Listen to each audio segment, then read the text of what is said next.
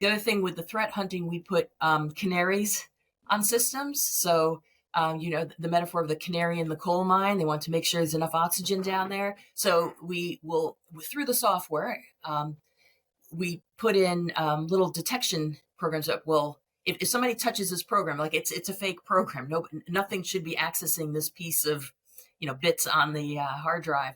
If it is touched, then we know something weird is going on. And again, so that's that canary in the coal mine.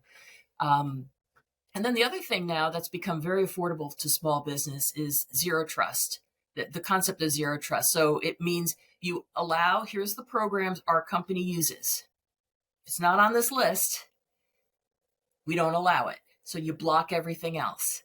Mm-hmm. So, and that includes ransomware, right? And then the other thing is within that, like this concept of what are programs allowed to do? And one thing that people don't realize, like just the way Windows is architected, or any modern computer, like any program has sort of the rights to access anything else on the computer. Mm-hmm.